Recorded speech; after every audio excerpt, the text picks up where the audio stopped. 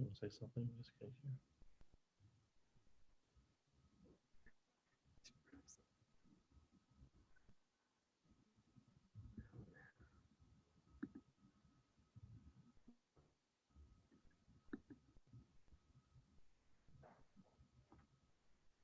Go to another. Time is it now? 6:59. We'll go to the. It says preschool. Do you want to go to the church or something else? No.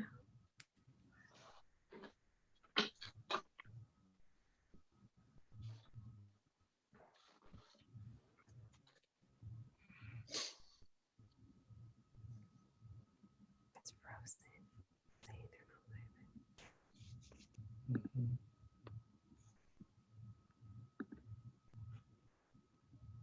Can't hear them. They're talking. Yeah, I'm sure someone's talking. That's something. Are we good? All right.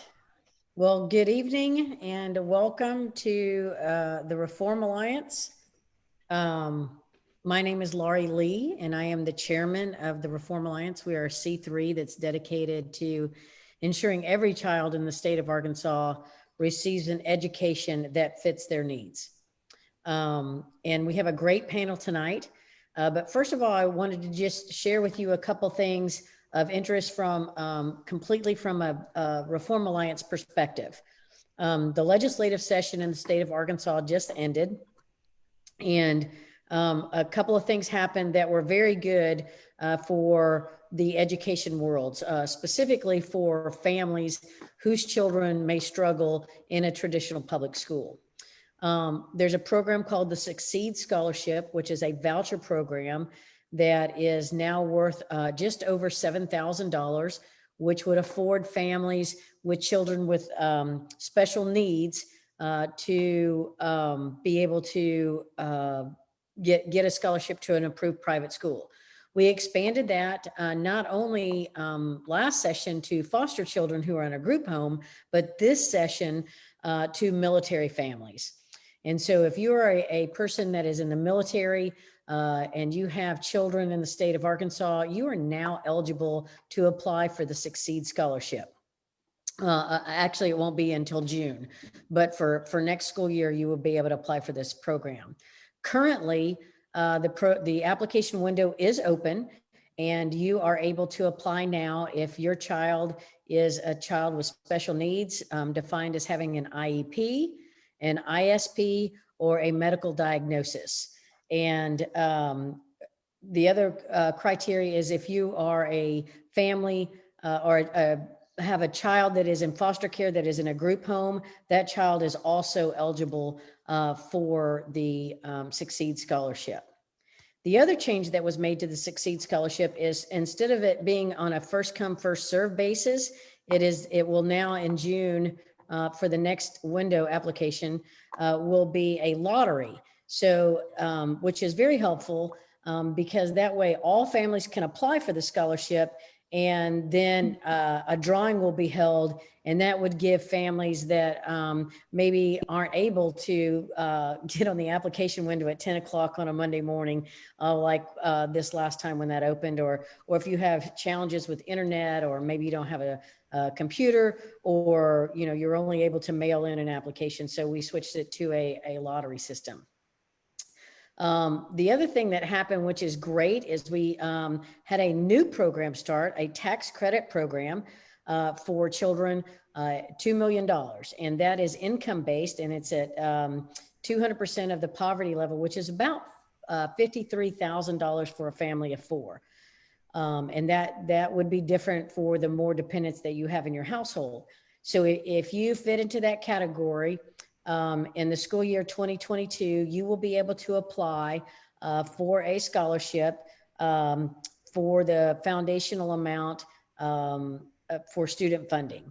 And so we will have more information as that program rolls out, but we are very thankful to the legislators who believed in parents and who recognized that there are children that need a different option than the traditional public school. And that's what this is all about. This is about making sure that every student in the state of Arkansas, regardless of their zip code or family income or family connections, have the ability to access our entire education system. Right now, as it is, everybody can go to a public school, and we have some amazing public schools in the state of Arkansas and some wonderful and incredible and loving teachers in the state of Arkansas. But if we're honest, there are children in our state who are not able to be served through no one's fault by that public school. And the only ones that are kept there are those children whose families cannot afford to access different options for them. And so our desire is that every child would be able to find an educational option that fits their specific needs, regardless if their family has the money to do that or not. The other thing we're very interested in is making sure all of our public schools across this state are the best they can be. So if you're interested in joining one of our parent networks across the state of Arkansas, just give us a shout. And what that entails is we just go around and in different communities set up parent networks to address the issues of the local school district. And we've been very successful at that. And that's a good thing. Having options makes communities stronger, give teachers more flexibility where they can concentrate in their classroom with the students that they're able to serve, and allows those students who struggle to find different options. And so we're excited about our panel. We're excited about the options that are being created in Arkansas. And Kenesha Adams is going to be our moderator tonight. Kenesha is a very young and energetic, and when I met her, we just connected, and I thought, man, if I could find 10 Keneshas, we could just tear the state of Arkansas up. So she's agreed to moderate our panel tonight. So I'm going to jump off here and let her get started. And we have some real experts for you guys that are from different universes in the education space in the state. And so I just encourage you to type your questions into the chat. And if we don't get your question answered, just send it to us in an email. All of our information will be in the comments, and we'll go from there. So Kenesha, without further ado, I'm going to hand it off to you. All right, that sounds great.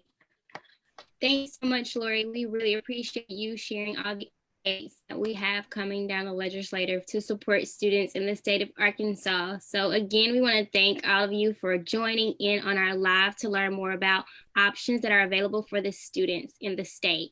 So tonight we have an amazing panel, and I would like to give each of them the opportunity to introduce themselves and the work that they do across our state. So if you would, Courtney, just begin by introducing yourself, let everyone know what you do and why you're here and what your option is for students here. Okay, hello everyone. My name is Courtney Williams. I'm the director of Compass Academy in Conway, Arkansas, and we have been open for 6 years. We are a school choice option. We are a nonprofit private school choice option for kids with special needs, K through 12. I have a background of being a special education teacher, so I've taught in the public school setting for 17 years prior to opening our school, and we have a total of 87 students right now. And we are just a school choice option for kids, not just in Faulkner County. We have kids that come from all over near Central Arkansas to attend Compass Academy. We're glad to be here and represent school choice option tonight. Thanks so much, Brittany.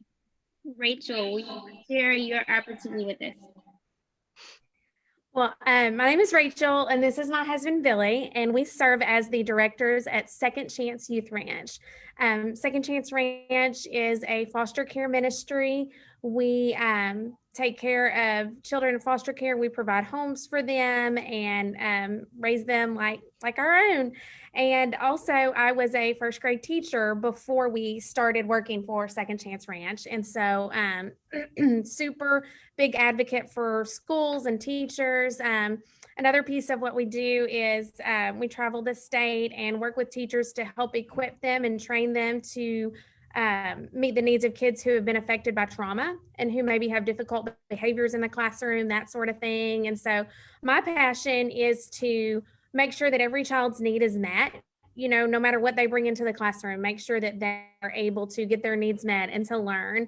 And also to make sure that teachers are equipped. You know, we want to make sure that our teachers have everything that they need and that they have the students that they're able to really reach placed with them. So we're super grateful for the Reform Alliance. We have seen school choice change the lives of dozens of our foster children. Billy and I have had a hand in raising hundreds of children in the foster care system, and we're excited to talk more about that tonight. So.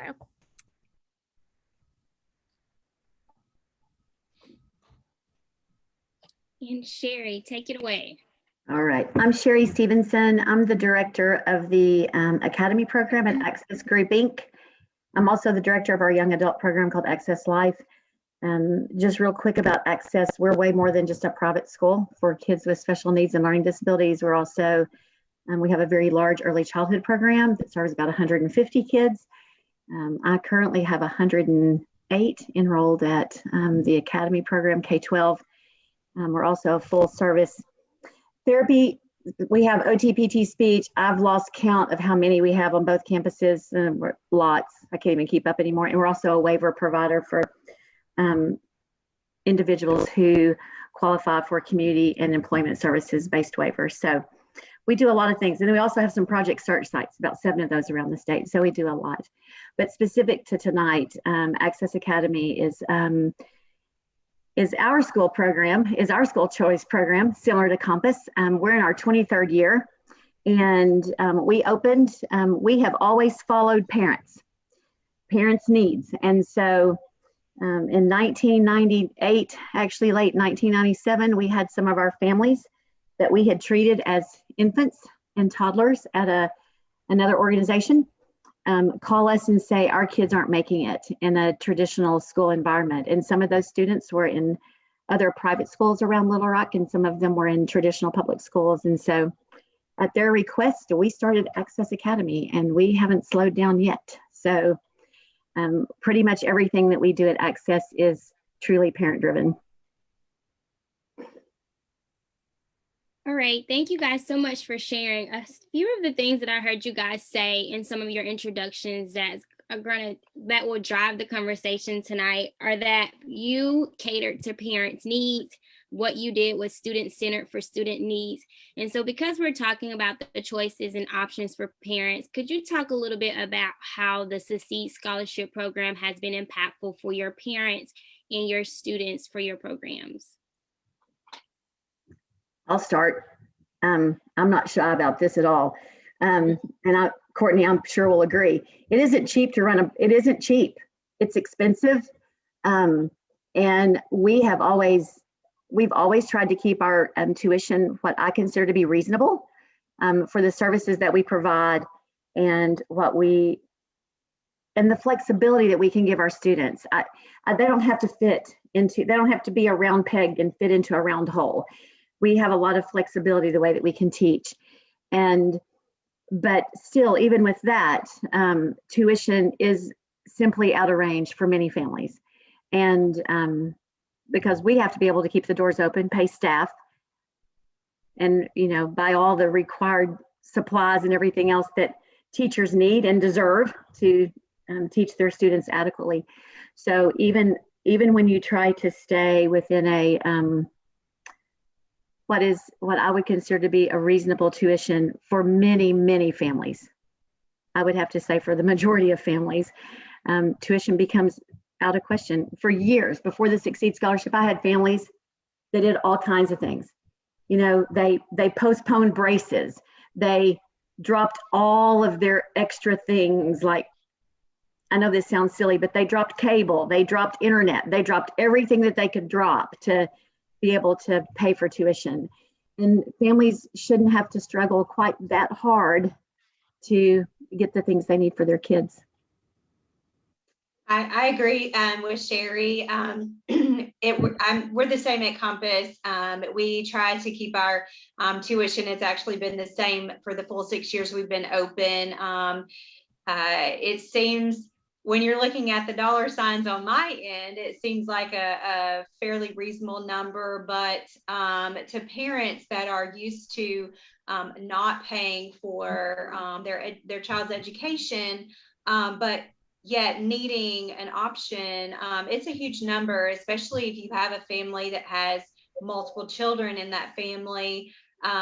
Maybe it's a single parent family situation, or grandparents raising grandchildren. I have a lot of that, and they come in and they're needing help and looking for hope. And when they ask how much, and then you tell them, you can just tell their faces just drop, and they're just asking for options. Is there any scholarships available, or help or assistance, because we really need that, and then they tell us their stories of where they're coming from. And you just want to, and everything you have, to help them and help those kids get what they need regardless. And and I've done the same, Sherry. I've even recommended to a family, I said, tell me about what things you guys like to do on the weekends, or do you guys drink sodas? There's ways that you can save.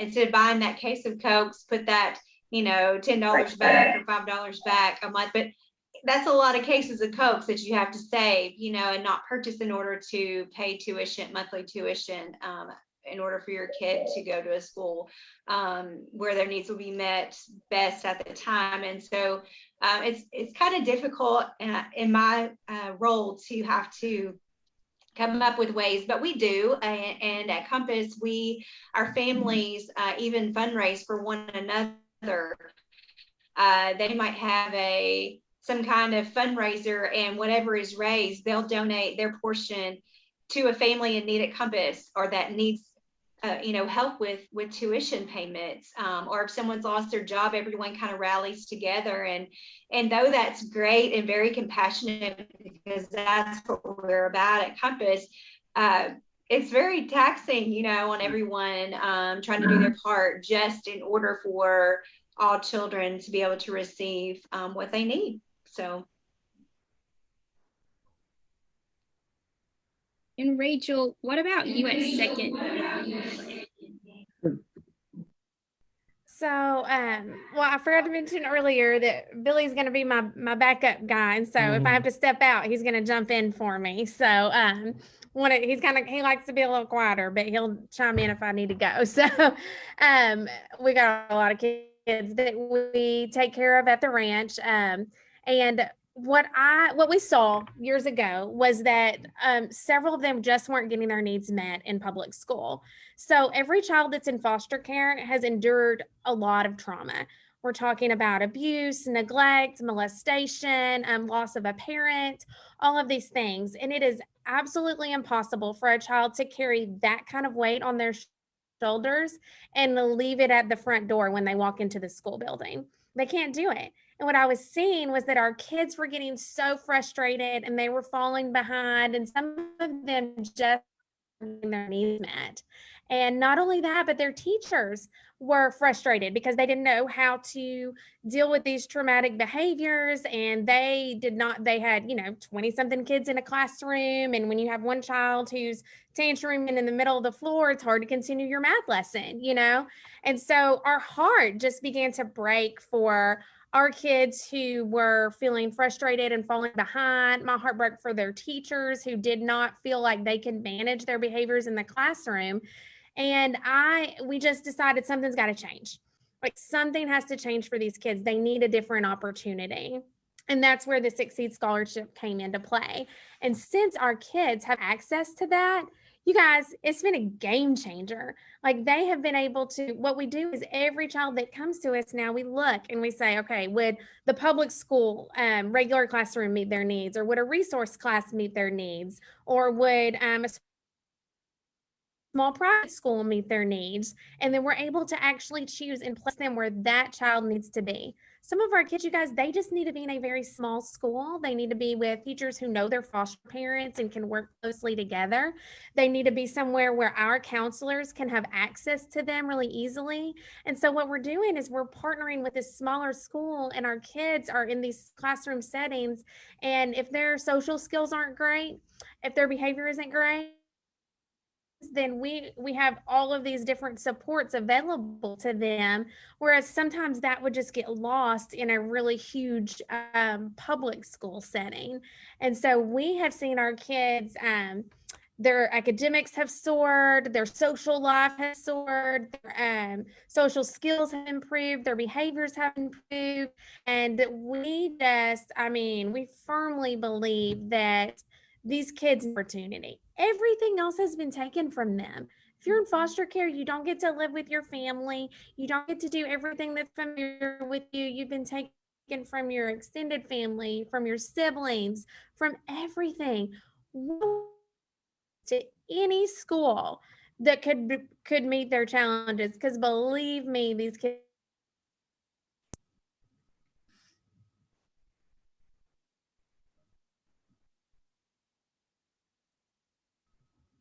Thanks so much, Rachel, for sharing. It is definitely very important that we take into account the importance of equity, access, and opportunity when we're working with all students, because all students have to have an opportunity to equal access and equitable educational outcomes. So as we think about that, I know you kind of mentioned some of the challenges that children in foster care encounter, but are there any specific things that people who may not know about the advantages of Second Chance Youth Ranch, are there things that they should know? Are there ways that they can connect with you to learn more about the opportunities that are afforded to them when there is someone living in group or foster care? So my connection's cutting out just a little bit. Can y'all still hear me? Mm-hmm.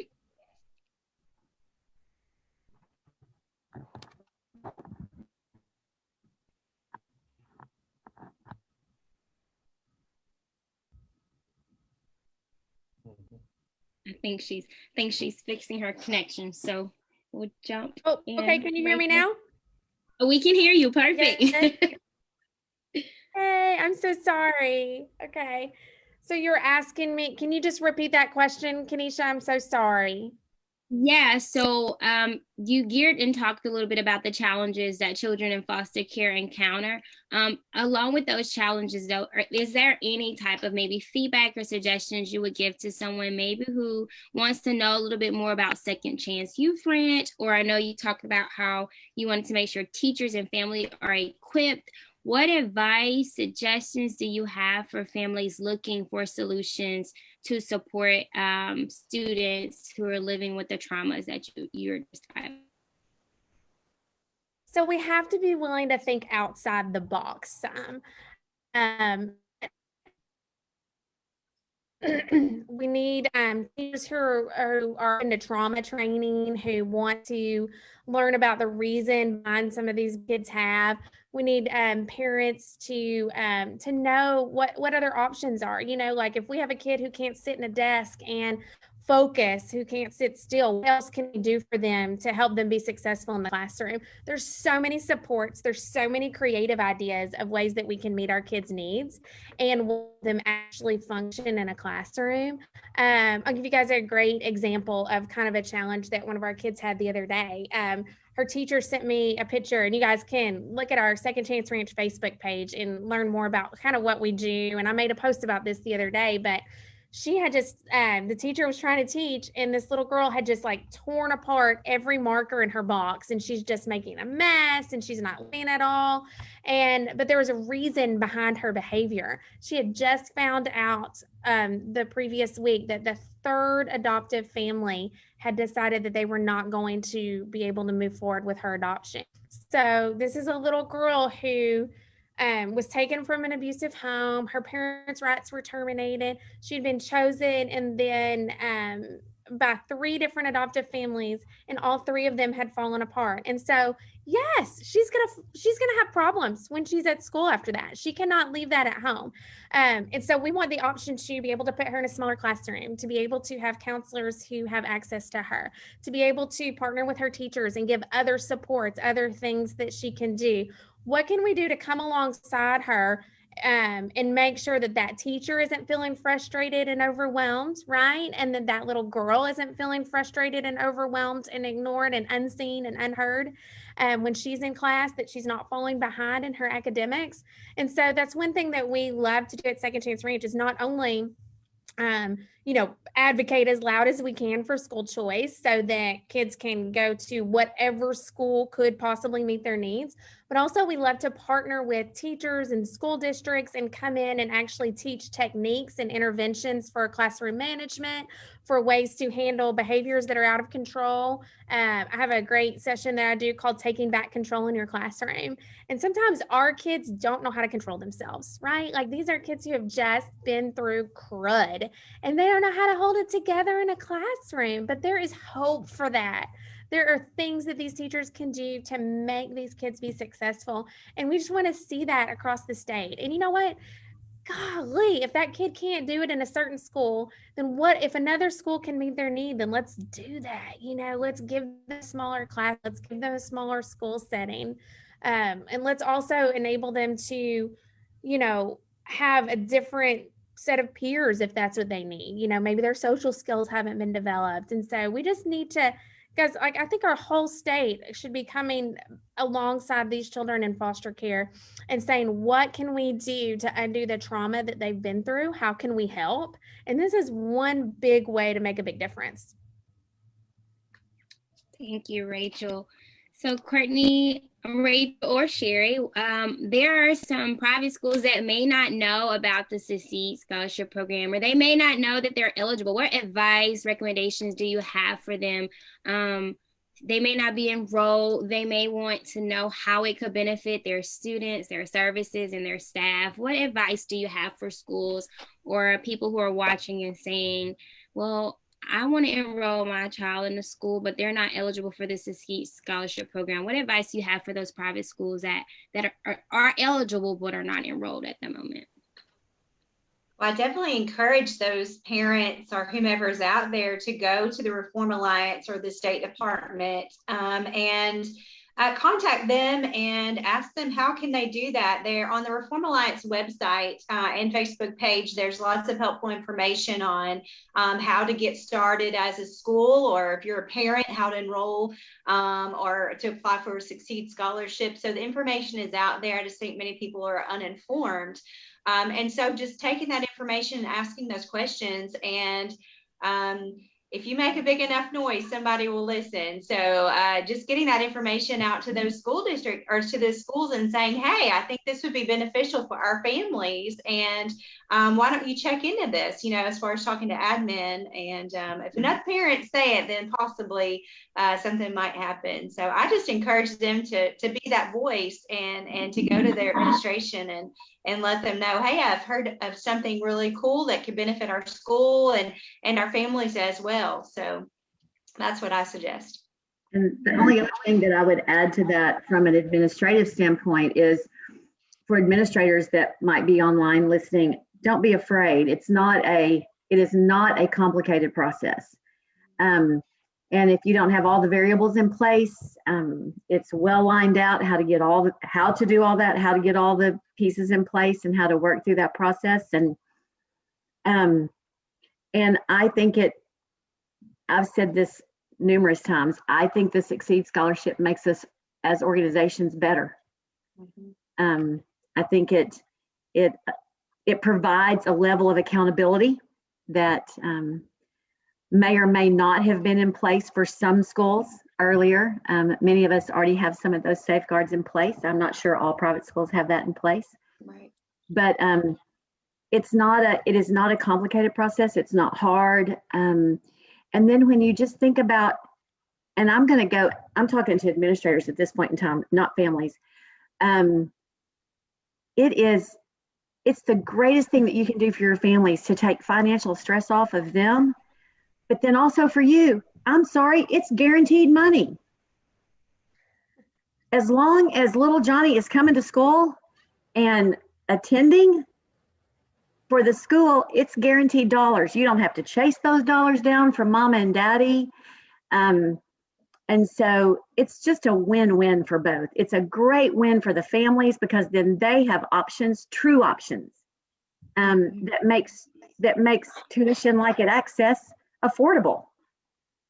But then it's also a great option for a school administrator who's always worried about, are we going to have enough money to pay our staff? Are we going to have enough money to pay raises for next year so that no one wants to leave and go back to public school or go back to a different traditional private school or leave the industry? I mean, that's what I'm faced with a lot here lately. People are just leaving the industry. And so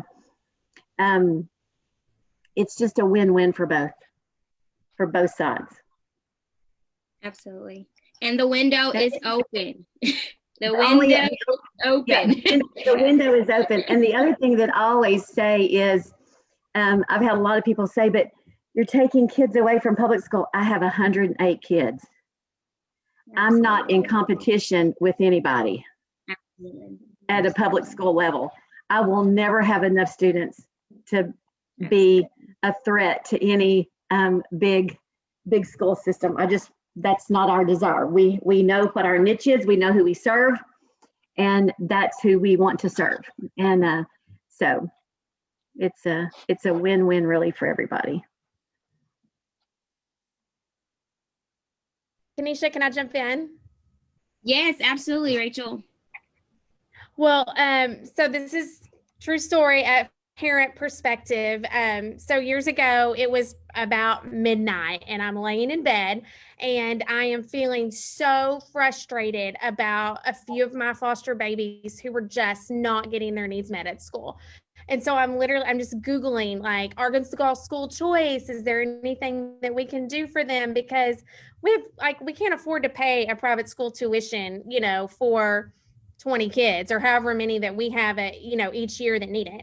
And so I came across the Succeed Scholarship as I'm doing that. And I'm like, for kids who have IEPs, maybe we could get them into a different school. And so I called the small private school that's in our community and said, hey, we very closely work with that ministry. And so I just said, can we do this? Is this something you guys would be willing to do, is to apply for your school to be able to get the Succeed Scholarship? And they said yes. And I know that one concern that sometimes that they have had and that other schools could have is when we're talking about kids with IEPs or kids with trauma backgrounds or whatever, like, are these going to be really hard kids to manage at the school or something like that? And so we've partnered with our local private school and they just really carefully like screen and meet with the kids. They just make sure that they're going to be able to meet the needs before they accept a child. And that's been a really big key component of this being a successful partnership with that private school, is that they want to say yes to all of our babies. I know their hearts and I know that they do, but they're not going to say yes if they can't meet their needs. And so as administrators and as parents, I think we all need to be coming together and saying, okay, let's get the, as many private schools as we can open to this possibility. And then let's look at each individual child. And we're just all going to, as a team, evaluate which school is best for them. And when you do that and everybody's on board with that being the way that we're going to plan this, like it changes everything. It's just a game changer for kids who need a different opportunity. Absolutely. We are all about students being able to survive, strive, and thrive, and giving them options to do that. Courtney and Sherry, we have a viewer who has a question. She has a child with autism and she's looking for a solution to work with her student. What do you think? What advice do you have for her? What should she be looking for? What questions should she ask? What things should she consider when she's looking for a space for her student to survive, thrive, and strive? So I know between both of our schools, we both have different type of students that we serve. I've had several students come to me and say, well, we live in Little Rock, but access really wasn't wasn't a good fit for our kid, but they recommended us come in to see you guys because whatever. And I do the same thing too. I refer them to access if I feel like they're not the best fit for us either. But as a mama out there or parent trying to find the best place, I suggest just calling the school or looking at the website. I personally love that personal connection and talking to families and answering their questions versus them texting or sending me Facebook messages. I just like that personal touch. That's just my preference. But you know your kid better than we do. And so, a lot of like my questions I'm going to ask is, where are they currently enrolled now? What programs, so I can get a background knowledge of what they're receiving, what kind of setting they're currently in. Are they verbal or nonverbal?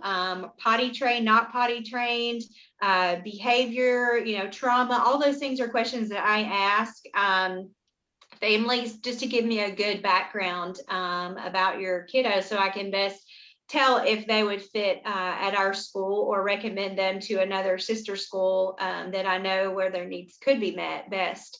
But that's what I recommend is calling, or if you don't feel comfortable calling, then just email and ask the questions. But definitely check out websites, and a lot of our information is out there that could answer some of your questions. And I feel like a lot of people are scared to actually make that phone call, not maybe scared, but maybe apprehensive, that they're nervous, of what if my kid isn't good enough. And a lot of parents even call me and they'll say, you're probably not even going to take my kid because here's what we've been through, or here's what he can't do, or, he's a bad kid, or he has behavior, so you probably won't even be interested. And I'm like, I don't want to know anything negative. I want to know, what can he do? And I want to know, tell me about this. And so, and then we'll look at other things, because here's what I think and what I found is we have students that enroll at Compass that may have, in a public school setting, their behavior plan may be 32 pages long. That behavior plan goes in a file and we don't even need it in our setting because it's different. Those demands our demands are different than in the other setting. We relate differently than they do. And so I may never see, you may say he's a behavior kid and I'm going to say, what is wrong with you? I would never thought he would even say anything bad at all, or because I don't see that in my setting. And so, number one, believe in your kid and don't give up, and keep trying. And if you call me and I'm not the right choice for you, then I'm going to help you find. That's just what I do. I'm a special ed teacher by heart. And so I'm going to keep trying until I can help you figure out the best placement for your kid. And I know Sherry will do that at Access as well. That's just our job is to help parents. If you're calling me, you're needing help. And so I want to do my best to give you that help. Yeah, it's not just a call and you're done. So we've tried to take a little bit of that initial anxiety out, because we've sort of learned over the 23 years that parents sometimes are hesitant to make that first phone call.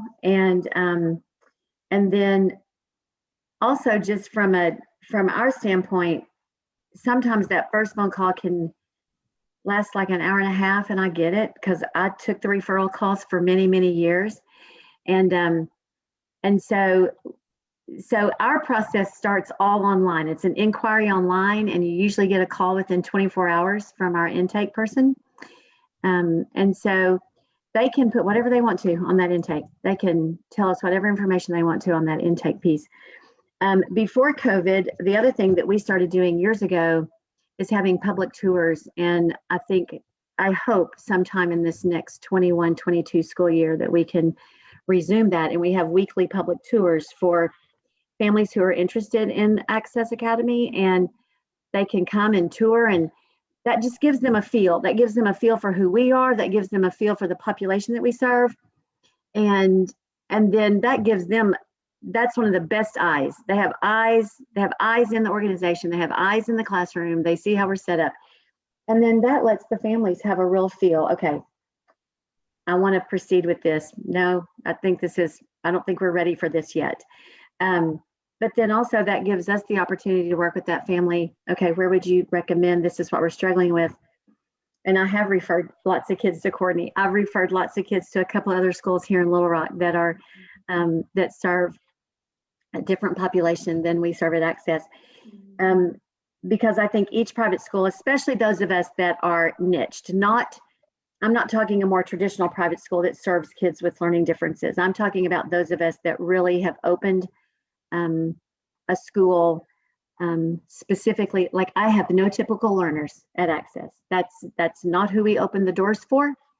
And so I don't have anybody that would fall into that neurotypical learner category for whatever that is. I'm not sure that I've ever met a neurotypical learner, but for whatever that term is supposed to really mean, we don't have those at Access Academy. And so I always start with that. Is your child a typical? Because I've had parents say, well, they're really a typical learner. And I'm like, then we're really not your gig. I mean, here's what we've got.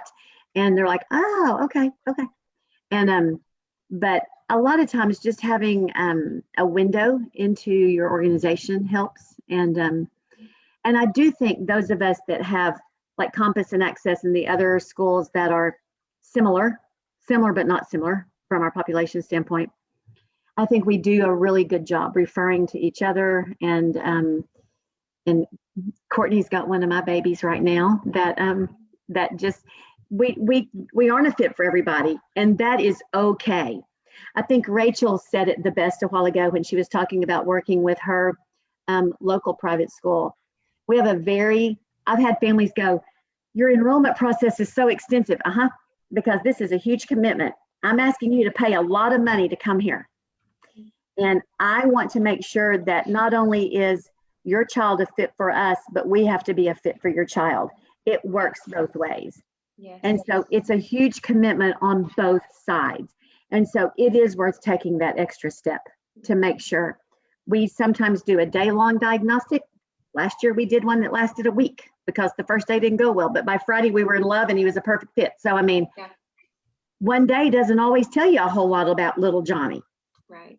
So yeah, at Compass, we do a 3-day trial first for any kid or a parent that's interested. So we'll allow the family to, if I feel like they're a good fit, then I'll recommend a 3-day trial where they come and they're a Compass kid for 3 days. And our therapists kind of do observations, our teachers do observations. We try them in different classroom settings just to see if we feel like we can best meet their needs. And if we can, then I'll, by the 3rd day. Now I know they're not all angels, and they may be amazing those 3 days, and then the 4th day we're like, what were we thinking? I'm kidding. We don't. No, but we learn so much about our kids and how they interact with others, and their areas of weakness and their strengths, and we're able to see if we can best meet their needs or not. And then we're very honest with the families because we're a school choice option, and we want to provide that if we are the best one or if we feel like we can meet their needs. But if we can't, we're not doing families a favor by saying yes, when we're not going to be, we're going to be calling the parent every hour, saying, hey, this is what he's doing now, help. We want to be able to be the right choice for students. And so by giving a 3-day trial, we just feel like that's kind of helped us know if, a little bit better if those kids are a good fit for us, if we can meet their needs. Awesome. Thank you guys so much. Just for being willing to share and to talk more about school choice and what that looks like on all of your campuses. I don't know if Rachel hopped off, but I heard through the grapevine that maybe National Foster Care Month is coming up here soon.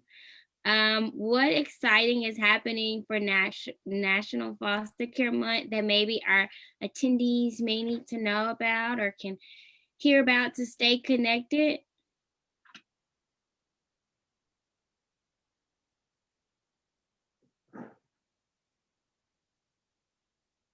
I thought the sidekick was going to help us.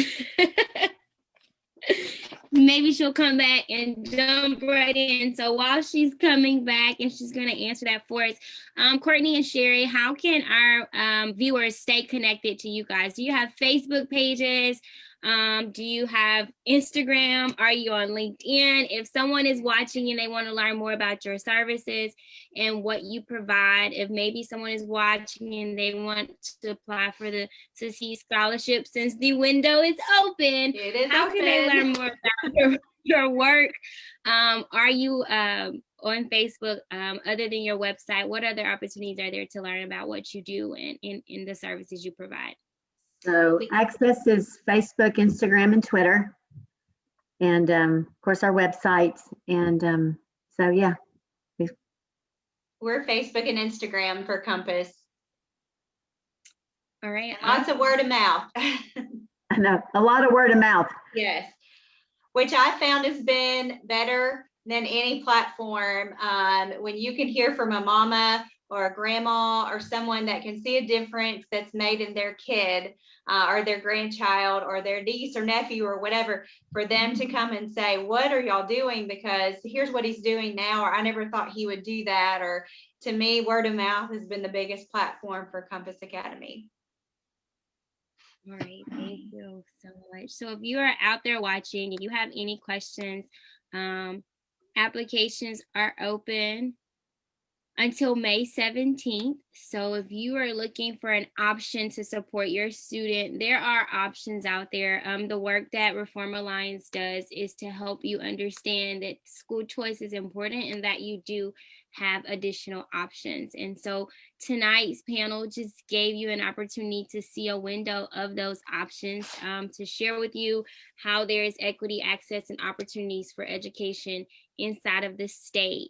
And so if you'd like to learn more about education options, you can contact the Reform Alliance at www.reformalliance.org or 501-244-9028, so that you can learn more about those options for your students. We do want students to survive, thrive, and strive. And so the panel tonight, thank you guys so much for sharing with us your work. Again, the applications are open until May 17th. So if you are watching, here are some options. There are other options across the state. But just be mindful of your options and never be afraid to ask questions about the options that are available for your students.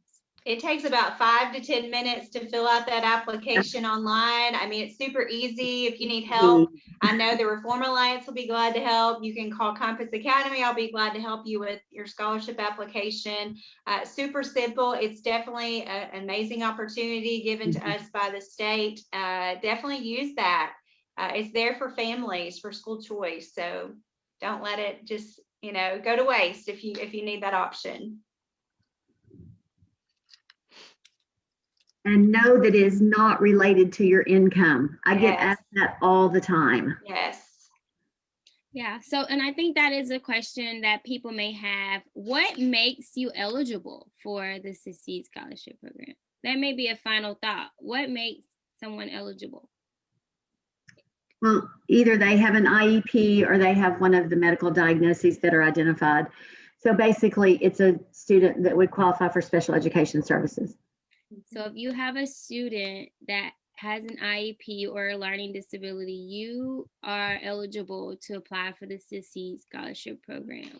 And for those that have students that are children that are transitioning into public school, if you do not have an IEP or if you already transitioned somewhere else and an IEP was never written, your local public school can write an ISP, which is a service plan for you that will stand in place of the IEP. So that's an option many people don't know about.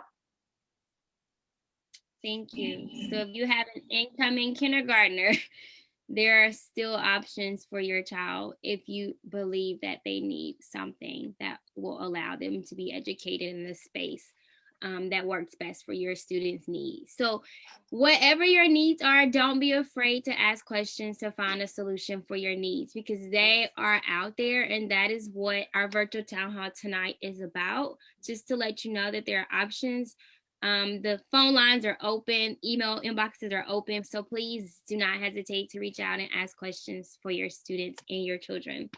Are there any final thoughts before we say one last time that the application window is open until May 17th? All right, if there are not any more. School choice is a good thing. School choice Okay. is a good thing. Yeah. Hashtag ed choice. Yes, always be an advocate for your kid. Reach out if things are not working for you. There are options. Just know they're out there. You may have to search a little harder to find them, but they're there. You can call Access. Our Compass Academy will be glad to help you find the right choice if that's needed. But don't give up on your babies. Keep trying. They're worth it for sure. Mhm. Absolutely. So again, I just want to put this out there one last time. Applications are open until May 17th. If you have any questions about options, educational options in Arkansas, contact the Reform Alliance at www.thereformalliance.org or 501-244-9028. No question. If we don't know the answer, we will find the answer because every question deserves an answer. So Yes. ask questions for our children. Our children are the future and we believe in our students. So please ask questions for the students in the state of Arkansas.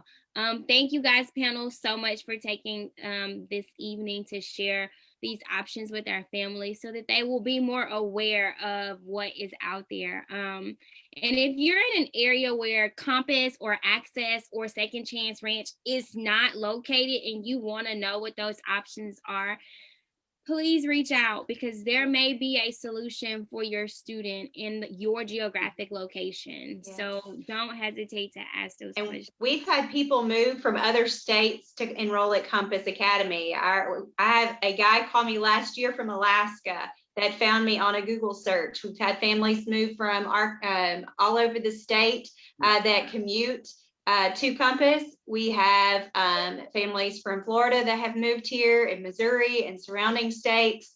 So just because you don't live near us doesn't mean that you can't, like I said, advocate for those kids. And if there's not something in your area, you might have to go to it. But anyway, we'll help you find something if that's not feasible for your family. Absolutely. Thanks so much. We are posting a survey if you're watching and you did not get your question asked, or if you're thinking about your question later on while you're eating dinner with your child, we're posting a survey. So let us know if you have any questions or any feedback on that survey. That will be posted at the end of this Facebook Live. Again, thank you guys for taking the time out to join us with this virtual town hall. We hope to see you at the next one and the next one and the next one. And hopefully someone from tonight's viewing will get an application in, or you got a question answered and you feel a little more comfortable about making the decisions that you have to make for your child, because that is ultimately what we want from you. Applications closing May 17th. Have a wonderful evening. Bye. Guys. Bye.